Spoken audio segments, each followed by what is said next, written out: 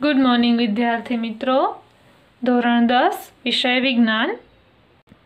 गया विडियोनी अंदर आपणे प्रकरण नंबर 5 तत्वों आवर्ती वर्गीकरण विशेनी चर्चा करेली। आ प्रकरण में आपणे अव्यवस्थित रीते गोठवायेला जे तत्वों छे एमने व्यवस्थित रीते गोठववा माटे डॉब्रेनर जेवा वैज्ञानिकोए केवा केवा प्रयत्नों कर्या एनी चर्चा करेली। एमां डॉब्रेनरनी त्रिपुटी विशेनो अभ्यास पण आपणे करेलो। एना सिवाय आपणे अष्टकना नियम विषे पण चर्चा करेली अने त्यारबाद मेंडेलीफ नामना एक महान रसायण विज्ञानीए जे आवर्त कोष्टक आपणने आपवानो प्रयत्न कर्यो अने आवर्त कोष्टक में केवी रीते तेणे तत्वोनी गोठवणी करी एनी चर्चा पण आपणे करी गया। हवे आजे आपणे चर्चा करवानी छे त्रीजा मुद्दानी, जेनुं नाम छे अव्यवस्थितमांथी व्यवस्थित करवुं, जेने आपणे आधुनिक आवर्त कोष्टक तरीके ओळखीए छीए। तो आधुनिक आवर्त कोष्टकनो आजे आपणे अभ्यास करवानो छे। 1913 में हेनरी मोसेल नामना वैज्ञानिके दर्शाव्युं के नीचे वर्णव्या प्रमाणे तत्वना परमाणुवीय दळनी तुलनामां तेमनो परमाणुवीय क्रमांक, जे परमाणुवीय क्रमांक छे एने Z संकेत द्वारा दर्शावाय छे, ए वधु आधारभूत गुणधर्म छे। आपणे जोयुं के मेंडेलीफ अने एनाथी पहेला जे लोकोए आपणने त्रिपुटीनो के अष्टकनो नियम आप्यो एमणे हमेशा परमाणुवीय दळने ध्यानमां राखेलुं, पण हेनरी मोसेले एवुं दर्शाव्युं के परमाणुवीय क्रमांकना आधारे जो तत्वोनी गोठवणी करवामां आवे तो आपणे सरळताथी कोष्टक बनावी सकीए छीए। ते अनुसार मेंडेलीफना आवर्त कोष्टकमां बदलाव करवामां आव्या अने परमाणुवीय क्रमांकने आधुनिक आवर्त कोष्टकना आधार स्वरूपे स्वीकारवामां आव्यो अने एना आधारे आधुनिक आवर्त कोष्टकनो एक आवर्त नियम रजू करवामां आव्यो, जे छे तत्वोना गुणधर्मो तेमना परमाणुवीय क्रमांकना आवर्तनीय विधेय छे। ज्यारे आपणे मेंडेलीफना आवर्त कोष्टकनी वात करेली त्यारे आपणे आ ज विधान बोलेला। एमां फरक एटलो हतो के त्यां परमाणुवीय क्रमांक नहीं पण परमाणुवीय दळ छे एने ध्यानमां राखवामां आव्युं हतुं। ज्यारे आधुनिक आवर्त कोष्टक छे एनो नियम छे तत्वोना गुणधर्मो तेमना परमाणुवीय क्रमांकना आवर्तनीय विधेय छे। परमाणुवीय क्रमांक आपणने परमाणुमां केंद्रमां रहेला प्रोटोननी संख्या आपे छे। तमे 9मा धोरणनी अंदर आ बधी चर्चा करीने आव्या छो के खरेखर परमाणुवीय क्रमांक शुं छे। तो परमाणुवीय क्रमांक छे ए परमाणुना केंद्रनी अंदर जे प्रोटोन आवेला छे तेनी संख्या आपणने दर्शावे छे अने एक तत्वथी बीजा तत्व तरफ जईए तो आ संख्यामां एक एकमनो वधारो थतो जोवा मळे छे। जेम आपणे आवर्त कोष्टकनी अंदर एक एक पगલું આગળ વધતા જઈએ તેમ તેમ આવતા તત્વની अंदर एक एक इलेक्ट्रॉननो के एक एक प्रोटोननो वधारो थतो थाय छे। तत्वोनी तेमना परमाणुवीय क्रमांकना चढ़ता क्रममां गोठवणी आपणने आधुनिक आवर्त कोष्टक तरीके ओळखाता वर्गीकरण तरफ दोरी जाय छे। ज्यारे तत्वोने परमाणुवीय क्रमांकना चढ़ता क्रममां गोठवी शकाया त्यारे तत्वोना गुणधर्मनी आगाही पण वधु चोक्कसाईपूर्वक थई शकी। ज्यारे परमाणुवीय क्रमांकने ध्यानमां राखीने गोठवणी करवामां आवी त्यारे तत्वना गुणधर्मो छे एमने चोक्कसाईपूर्वक आगाही पण करी शकाय। અહીં આપણને પાઠ્યપુસ્તક પાના નંબર 86 ઉપર આધુનિક આવર્ત કોષ્ટક આપેલું છે। અહીંયા જે ગ્રીન રંગથી જે તત્વો દર્શાવેલા છે એ બધી ધાતુઓ છે, ગુલાબી રંગથી જોવા મળતા તત્વો છે એ અર્ધધાતુઓ છે અને પીળા રંગથી દર્શાવેલા જે તત્વો છે એ અધાતુઓ છે। તો આપણે જોઈ શકીએ છીએ કે મોટા ભાગે બધી ધાતુઓ જ આવર્ત કોષ્ટક મતલબ મોટા ભાગના તત્વો છે એ ધાતુઓ તત્વોના ગુણધર્મો ધરાવે છે, બરાબર। હવે અહીંયા આપણે આધુનિક આવર્ત કોષ્ટકની વાત કરીએ તો એમાં ઉપરથી નીચે તરફ જઈએ તો એ સમૂહના ક્રમ આપેલા છે। 1 થી શરૂ કરી અને 7 સમૂહો આપણને દર્શાવેલા છે અને એના આધારે આપણે 1 થી 7 છે એ આવર્ત દર્શાવે છે। જ્યારે 1 થી શરૂ કરીને જમણી બાજુ આમ જઈએ છીએ તો 1 થી 18 સમૂહો આપણને દર્શાવેલા છે। તો એવું ક્યાંય પૂછાય કે આધુનિક આવર્ત કોષ્ટકની અંદર કેટલા સમૂહ છે તો 18 સમૂહો છે અને 7 આવર્ત દર્શાવેલા છે। હવે દરેક સમૂહની અંદર તત્વને એના ગુણધર્મના આધારે અને એના પરમાણુવીય ક્રમાંકના આધારે ગોઠવવામાં આવ્યા છે, બરાબર। આપણે સૌથી પહેલા અહીંયા જોઈએ તો સૌથી પહેલા હાઇડ્રોજનનો વારો આવે છે, કેમ કે हाइड्रोजन परमाणुवीय क्रमांक 1 छे।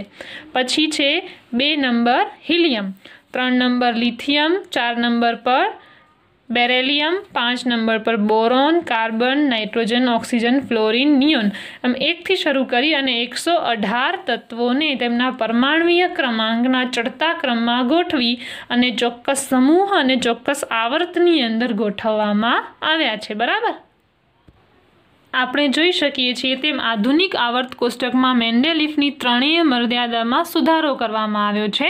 આધુનિક આવર્ત કોષ્ટકમાં તત્વોનું સ્થાન આપણે જાણ્યા તેમ પરમાણ્વીય ક્રમાંક અને તેમના ગુણધર્મોને આધારે નક્કી કરવામાં આવ્યું છે.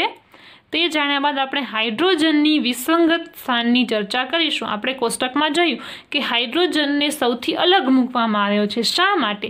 કારણ કે હાઇડ્રોજનનો જે ગુણધર્મ છે એ અધાતુ જેવો છે, પરંતુ એને તેમ છતાંય સમૂહ 1ની અંદર મૂકવામાં આવ્યું છે. બરાબર. તો આધુનિક આવર્ત કોષ્ટકમાં તત્વોના સ્થાનની વાત કરીએ તો આધુનિક આવર્ત કોષ્ટકમાં 18 ઊભા સ્તંભ છે જેને સમૂહ કહેવાય છે અને 7 આડી હરોળ છે જેને આવર્ત તરીકે ઓળખવામાં આવે છે. બરાબર. હવે આપણે જોઈએ છીએ કે આ તમામ તત્વો છે એ સંયોજકતા ઇલેક્ટ્રોનની સમાન સંખ્યા ધરાવે છે.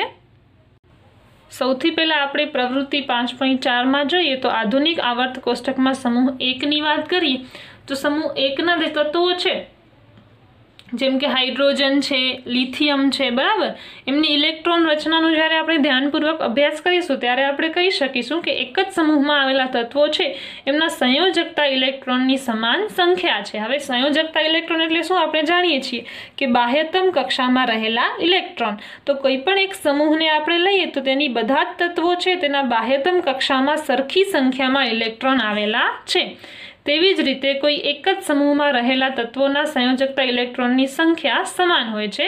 ઉદાહરણ તરીકે ફ્લોરિન, ક્લોરિન જે 17મા સમૂહની અંદર આવેલા તત્વો છે, ફ્લોરિન, ક્લોરિન, આયોડિન, બ્રોમિન, આ બધા તત્વો છે એમની બાહ્યતમ કક્ષામાં સરખા ઇલેક્ટ્રોન રહેલા જોવા મળે છે. તેથી આપણે કહી શકીએ કે આધુનિક આવર્ત કોષ્ટકમાં રહેલા સમૂહ બાહ્યતમ કક્ષાની સમાન ઇલેક્ટ્રોનીય રચના દર્શાવે છે. જેમ કે પહેલા સમૂહના ઇલેક્ટ્રોન જે બધા તત્વો છે એમના બાહ્યતમ કક્ષામાં 1 ઇલેક્ટ્રોન છે. બીજા સમૂહની અંદર જે તત્વો છે એમની બાહ્યતમ કક્ષામાં 2 ઇલેક્ટ્રોન રહેલા છે. તો આવી રીતે જે તેમના સમૂહ છે એ તેમના સમૂહની અંદર આવેલા તત્વો છે તેની અંદર કેટલા ઇલેક્ટ્રોન રહેલા છે બાહ્યતમ કક્ષામાં એનો આધાર તે કયા સમૂહમાં ગોઠવાયેલા છે એના ઉપરથી મેળવી શકાય છે. બીજી તરફ જો આપણે સમૂહમાં ઉપરથી નીચેની તરફ જઈએ તો કક્ષાની સંખ્યા વધતી જાય છે. આપણે જાણીએ છીએ કે સૌથી નજીકની કક્ષાથી શરૂ કરીને બહારની તરફ જઈએ તો કોઈ પણ તત્વની અંદર ઘણી બધી કક્ષાઓ રહેલી હોય છે. જેમ આપણે સમૂહમાં ઉપરથી નીચે તરફ આવીએ તો કક્ષા છે એમની સંખ્યાઓ વધતી જાય છે.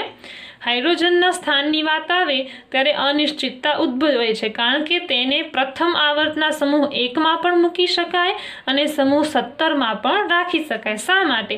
તેનો જે પરમાણ્વીય ક્રમાંક છે 1 છે એટલે એને આપણને સમૂહ 1માં મૂકવું પડે, પરંતુ એના બધા જ ગુણધર્મો છે એ અધાતુ તત્વો જેવા હોવાથી એને 17મા સમૂહના તત્વો સાથે પણ મૂકી શકાય કારણ કે 17મા સમૂહના તત્વો છે એમના બાહ્યતમ કક્ષામાં પણ એક જ ઇલેક્ટ્રોન રહેલો છે.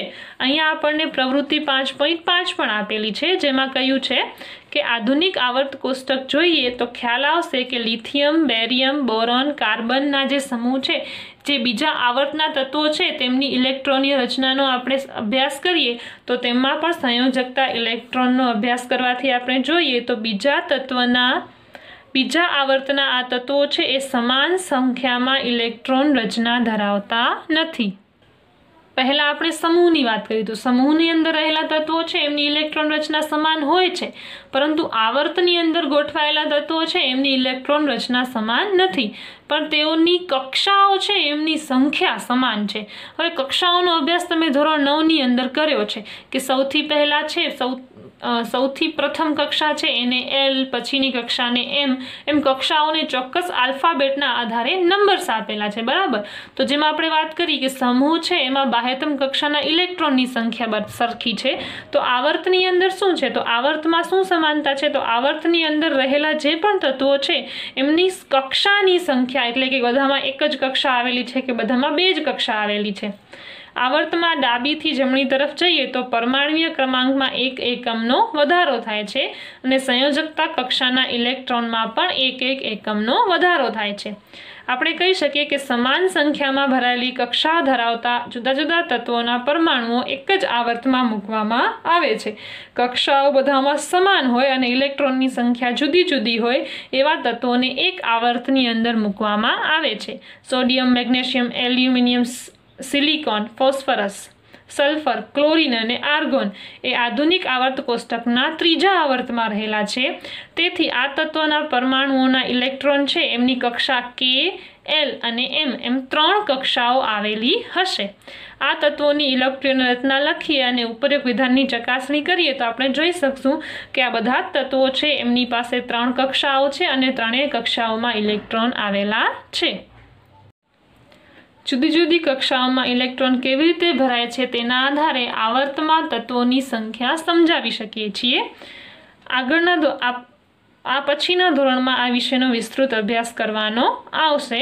આપણે યાદ કરીએ તો કોઈ કક્ષામાં ઇલેક્ટ્રોનની મહત્તમ સંખ્યા 2n² સૂત્ર પર આધાર રાખે છે, જ્યાં n શું દર્શાવે છે? કેન્દ્રથી દૂર આવેલ કક્ષાનો ક્રમ. ઉદાહરણ તરીકે K કક્ષાની વાત કરીએ તો 2 અને n શું દર્શાવે છે? કે કેન્દ્રથી પહેલી કક્ષા છે તો એ પહેલી કક્ષા છે એટલે 1² એટલે 2. તેથી પ્રથમ આવર્તમાં 2 તત્વો આવેલા હોય. હવે બીજી કક્ષા જેને આપણે L કક્ષા નામ તરીકે ઓળખીએ છીએ તો એ બીજા નંબરની કક્ષા છે એટલે અહીંયા 2 મૂકવામાં આવશે n ની જગ્યાએ.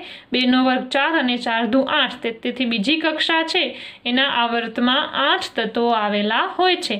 આમ ત્રીજા, ચોથા, પાંચમા, છઠ્ઠા અને સાતમા આવર્તમાં અનુક્રમે 8, 18, 18, 32 તત્વો છે. આ માટેનું કારણ આપણે અગાઉના ધોરણમાં શીખવાનું રહેશે. બરાબર. અત્યારે માત્ર આપણને એટલું ધ્યાન રાખવાનું છે કે 2n² ના સૂત્રના આધારે આપણે કયા આવર્તમાં તત્વો ગોઠવી શકાય એ જાણી શકીએ છીએ. આવર્ત કોષ્ટકમાં તત્વનું સ્થાન તેની રાસાયણિક પ્રતિક્રિયાત્મકતા વિશે પણ માહિતી આપે છે.